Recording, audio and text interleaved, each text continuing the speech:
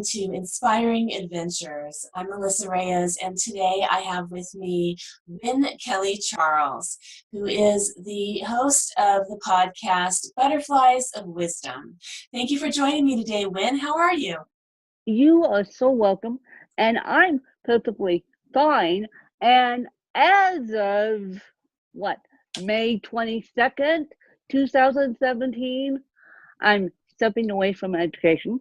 I just gave my year notice. And so as of May 22nd, I am happy to announce that I will be a full-time podcaster / a full-time writer. A full-time writer. So as of 2018 in May, that's next year, Yes. You will be a full-time writer and Yes. a podcaster. So your plan Yes. is to make yourself full-time by next year. And I love the way you say that, because you've been very much using positive affirmations and vision in the present, so that you stick to your plan, right? You know, that's the making it happen, law of attraction. Yep. Do you believe in all of that? I do believe in all of that. I put on my podcast, this is actually a funny story, I was interviewing a journalist, believe it or not, and I said to that journalist, I'm going back to journalism school. And the next thing I know, I am signed up for journalism school, the Academy of Arts in San Francisco. I go back to school in the next couple of weeks here. Oh, so you are. So you're going to journalism school now. Okay, that's terrific. That's great. In the next couple of weeks to get my professional training, because I've been self-taught since 2010. Wow. So is that how long you've been doing podcasting? On and off on various platforms. Mm-hmm, mm-hmm. When did you get started with the podcast, Butterflies of Wisdom? I got started with the podcast after I wrote my original biography, which came out October of 2012. And that's how this podcast started. I mean... And that's I Win? That's I Come a Win, yeah. I Come a Win. So that was your first book. That was my first book. Now I have 8 books underneath my name, and 3 of them are anthologies. Anthologies mean you contribute a chapter, someone else puts it together. And then I'm working on my 9th book as we speak. My 10th book is being edited right now, and I'm slowly but surely working on my 9th book. And then that 9th book will be out in May of 2018, the day I leave my day job, and then that's the publishing date. And then I am working on a book that's out, that's right now at the editors to come out in December. And then I recently published my 2nd autobiography, which only came out at the beginning of August. Wow. So will that be your 11th book? Yeah. The autobiography? Yes. Oh, you're going to have a lot to add to that one when all these books come out. And yep. Which is the one that is going to be the New York Times best-selling book? Well, we hope that my fictional novel, based on my 11-year stint in preschool teaching, is the New York Times best-selling novel. We hope. So, and you have to sell 90,000 copies of each format to make it to the New York Times. Of each format? That's not combined. Of each format. I believe it's combined. You might be right. Okay. It's combined. Either way. Of audio books, yeah, Kindle books, and soft copy. Yeah. Well, that's 90,000 books though. In today when we talk about being on a bestseller list on Amazon, you only have to be the bestseller of your category on Amazon, which is not hard, not easy to do. It's a great accomplishment, but the one that you're shooting for is the New York Times bestseller list, and that's actually selling 90,000 copies of your book. And I'm really excited for that one. I really am, and I'm having that on my vision board. I want to see that happen for you. So we're gonna try watching. We're gonna watch that happen all the way through your journey. I'm very excited for you. We are. Yeah. And my book has already made it to #1. Several of my books have already made it to #1, including the anthologies. So now I'm shooting for the next thing, which is the New York Times bestseller. Yeah, that's terrific. So what my audience might not have been may not be familiar with your story. So we've talked before over the years.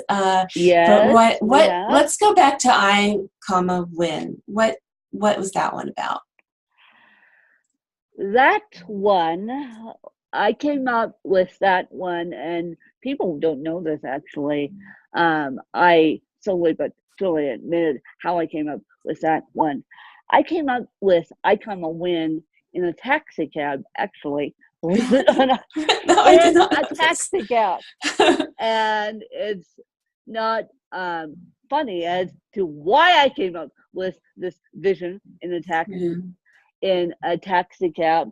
And so after visiting my dying mom in the hospital, in the ICU, she was in a medically induced coma, and people know that part of the story. They know that I asked my mom, could I write a book about me, a book about my life, and being raised by phenomenal parents who are able-bodied, me having cerebral palsy. And she said, yes, as long as you don't spill too many family secrets. And this was her medically induced coma. And so that really solidified to me, okay, I can do this. And I got the blessing from my mom, her being in medically induced coma, but we were able to communicate telepathically because she and I had a strong mother-daughter relationship. And so I gave myself a year to write I, Win. Now that I'm focusing it full time, it will probably be every 7 months that a new book comes out, now that I don't have a day job as of May 22nd, 2018.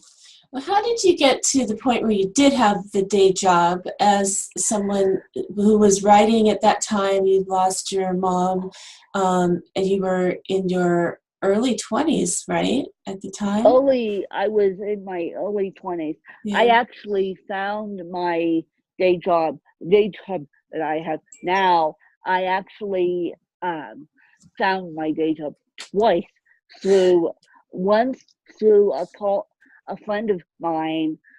My mom was still alive at the time, and once through a friend of mine. That was the first go round, and then I literally lost my day job in 2009, and not because the economy crashed. It's because my boss, we believe, got fired. And then I was riding my bike one day and saw my principal at the time, who then happened to become my boss, and saw my principal mowing his lawn, believe it or not. And we lived 2 doors down from my principal. Okay. And so I said, do you have any openings? And he goes, I emailed you. You just never responded to the email. And so when I lost my mom in that summer of 2010, August 2010, 10 days after my mom died, I was back up here grieving, and I went and applied for the job. Now, granted, I had to fill out application like every single person does on the planet. I had to prove my associate's degree like every single person does on the planet. And they gave me no special treatment due to my cerebral palsy. And so I have that job, and that's the job I'll be ending as of May 22nd, 2018, to become a full-time writer, because there's only so much teaching within the classroom you can do. Seriously, you taught everything you can teach, or you've taught it as many times as you can teach it? Either one. The private school I'm teaching at now is preschool through 8th grade. So I only taught the preschool section. But you're on the faculty for a school where there's all age students. Yeah. So since I work at a school where, you know, I'm on the staff, I still, you know, am assimilated and involved with the activities of the whole school. And I can imagine that you've had a lot of contact and had made quite an impression on the students at that school for the past 8 years. How has that had an effect on you? It's actually 10 years. This 10 will years. be my 11th year, and I won't be going back for my 12th. So I am really lucky to say that I was a student at that school. I got to know the school student, and then I went back as a teacher. And I'm the only one teaching diversity. So when I put in my 1 year notice, as of yesterday, they all went gulp, because they go, what happens to the diversity? Well, you have some time to prime somebody. Yeah, but people with disabilities, you don't really see them where I live. Now let's talk about that, Wynn. Now, not everybody knows that you live in Aspen, Colorado. Yes. So, you know, for someone who's never been to Aspen, Colorado, it's a small town, but it's just not just like a flat ground. When she says riding her bike, she's talking about hills. You know, it's miniature hills. Yeah, it's a lot of you know, it's a mountain. Basically, it's a ski resort. Yeah. And there's a lot of snow there in the winter, and so you know, it's a tourist place where a lot of people come in and going. And also, I would think the first thing people think of is that it's a wealthy place for someone to live. It's, you know, it's so having any type of diverse training or exposure, I think, was good for students who live there year-round, you know, to be exposed to people who are different and in any way. And then, of course, you know, there's not many people like yourself, I think, in the world who are as active and who ski and, you know, does it snowboard or ski? It is. That you like to do? Snowboarding. You're a snowboarder. So, you know, she's pretty involved in every aspect of life there in Aspen, Colorado. Aspen doesn't have diversity. Aspen isn't really set up for the disabled person. And so what really happens is I'm beating to a different drum, and I'm making a path for myself, and people know that by now. What kinds of things have you done to bring that to light at the school and in the community? Well, I have tried to, um, I have tried to teach diversity to the best of my abilities, and teaching diversity to preschoolers is the most difficult thing in the world. Really? No, It it is. seems like it's such a great, my first thought is that you're getting them as they're young, so Nope, that's good. nope, No? nope, It's nope, nope, harder? nope, nope. I'm here Challenging. to advocate for all preschool teachers. No, it's hard as hell when you have a class of 20 able-bodied kids and it's all about them. Yeah, They won't even sit for 2 seconds, Melissa, and every able-bodied teacher knows that. yeah, right, right. They're not going to cut you any slack, that's for sure. No, and no, with me, I would be a liability issue. That's why I'm getting out of there as quickly as I can, because I'm not that stable on my feet due to cerebral palsy. So if they did something incredibly stupid, I could rescue them. Mm-hmm. Now, when you started, were you more able to handle that? I was never able to pick up a kid off the ground. I was, due to my cerebral palsy, and even now, walking with a walker, I've never been able to pick up a kid off the ground. Have your students come back to see you as they've grown up and They know who I am, but yeah. they occasionally walk in my classroom, but they know who I am. But when you say come back to see me, no. Mm-hmm. They're too young maybe to understand. At the preschool age, they are. They don't Yeah. have the concepts. Yeah, yeah. Have you considered teaching or other age groups? I am this year. I am teaching third grade music. So hopefully, by third grade, they should have the concepts. Did you say music? Music, yes. Oh, tell me about that. Well, it's going to be an interesting challenge because it's one of our core philosophies is the creative arts, and so we infuse a lot of music, a lot of plays, a lot of self-learning within Country Day. Mm-hmm. So that's part of the core philosophy of the school. Is that what you said? Yes. Oh, neat. Yes. Neat. The core philosophies of the school are academics, outdoors, and the arts. And this is the school that you went to, so it sounds pretty neat. Yeah. That's neat. But it's your last year.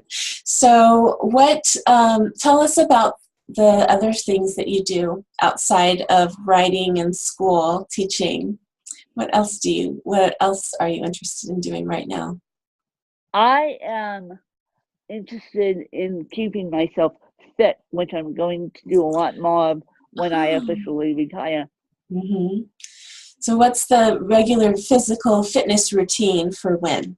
Well, I'm walking in an EXO, and I'm snowboarding, and then I'm biking twice a week. Wow, that's great. Now tell us about the exo, because that's the exoskeleton thing. The exoskeleton is a robot, and it's a really unique piece of technology. It costs $60,000, basically the cost of a Tesla now. Yeah. And so the exoskeleton is something that I'm really invested in for my health. And a lot of times the paralyzed use it, but not me. I'm the first woman ever to be walking in the country in an EXO. That's amazing. I get the chills. I remember when you were looking towards doing that. Yeah. And so that's now part of your weekly routine. Yeah. Taking the Tesla out for a walk. Yep. Yep.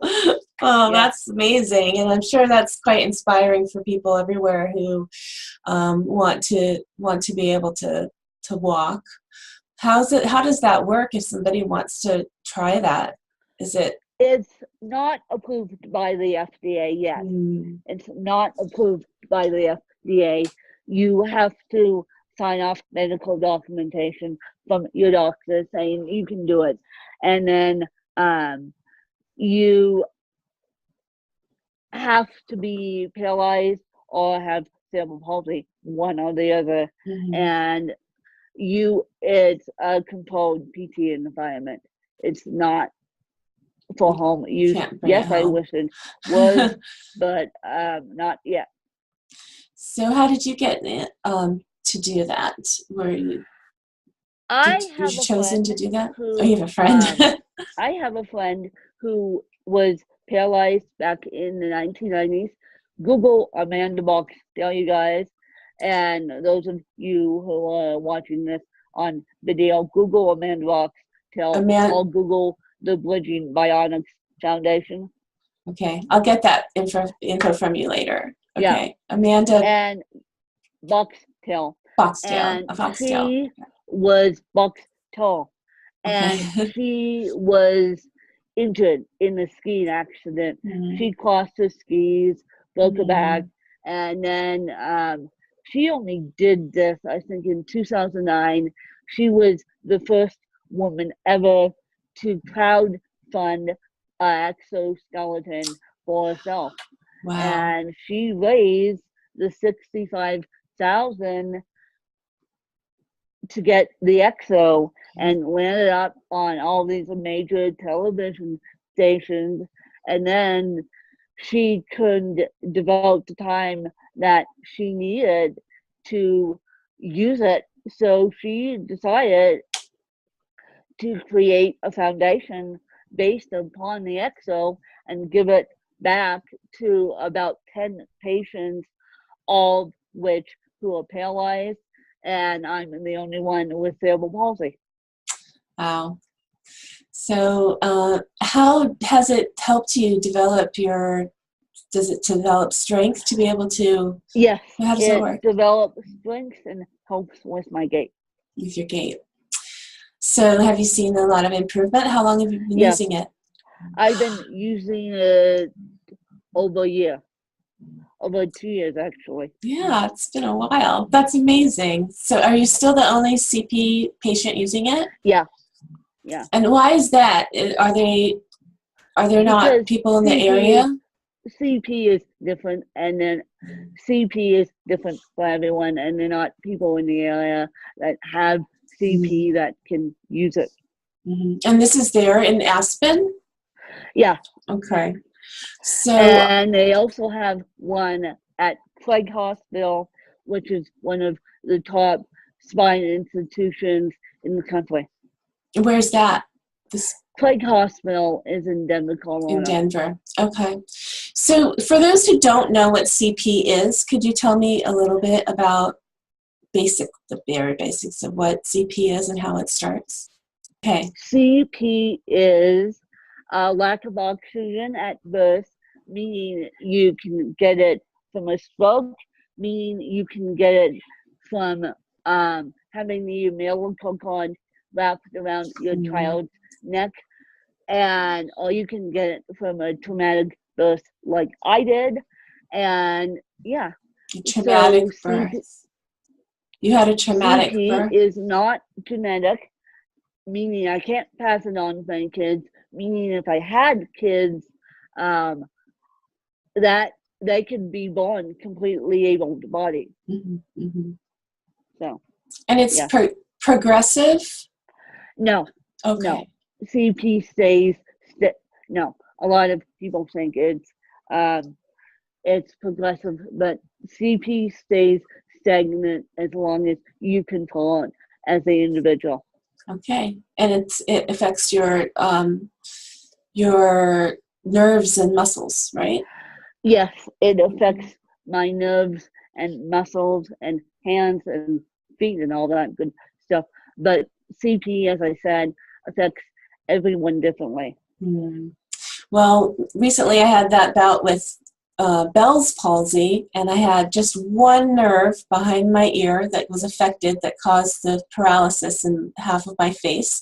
It was my eyebrow to my mouth. my eye, couldn't close or open my eyelid, couldn't smile or move my cheek or my tongue or my mouth here, all the way here. And it was really a strange, obviously strange to experience that. And then I'm still doing some physical therapy and going to a speech pathologist to do some exercises because I still feel some numbness here in my tongue.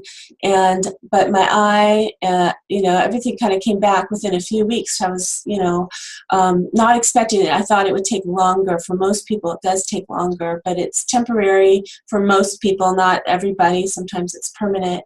But it's just that one nerve, the seventh cerebral nerve, that gets clogged, I guess, or pinched in a way, that causes this to happen.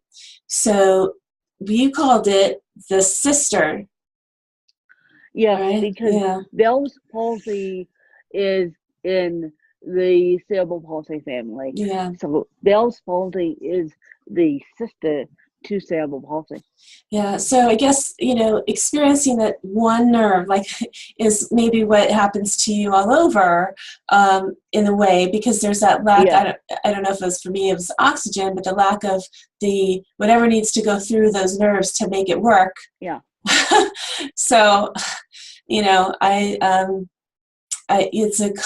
for you, it's your lifelong, challenge or, habit, daily life to go through this physical therapy and to be in training constantly to just be able to move. And there are lots and lots of people like that. And I think it's important to know this does not affect your cognition at all. So if you meet somebody who has CP, who's in a wheelchair, who's seems to have difficulty speaking, that doesn't mean they don't understand what you're saying. So if you ask them I met somebody at Joanne's one time and I said, do you have CP? And he said, yes. And so, we had the best conversation, and he even gave me his card. He's a DJ. But it's just, that's part of the acceptance part of when we live in a diverse culture and you accept people how they are and deal with it. That's, I think, important. So you helped me with that, and I wanted you to know that. Thank you for saying. Now, as we wrap this interview up, she's like, I gotta go. Okay. And get back to my writing. Get back to my full-time job. And so I wanted to give people where they can find me. Thank you. They can find me on Twitter under Win Kelly Charles. And I tweet every Melissa's tweets, so you can follow me there and tweet my stuff. My podcast goes automatically on there. Butterflies of Wisdom comes out on Tuesdays and Thursdays, and we have interesting conversations on that. And you can find my books on Amazon. And I will put all of the links in so that you can see that. And you can connect on MizMeliz.com and go to Butterflies of Wisdom on Facebook and see where Win Kelly Charles has all of the information, and you can connect there to her podcast as well. So I look forward to being on your podcasts and connect with you some more about your upcoming books. It'll be really exciting. Yes, we have to make that happen. And I appreciate you, Melissa, having me on, and I hope that your listeners gained experience from this interview. I'm sure they will. And thank you again.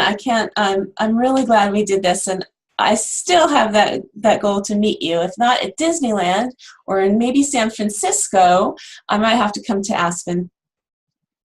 Well, I'll be okay. A lot of my fans want to meet the voice beyond Butterflies of Wisdom, believe it or not. And so I appreciate your time today, and let me know if you guys need anything. Thanks to you guys. Sure will. Thank you, Wynn. Take care.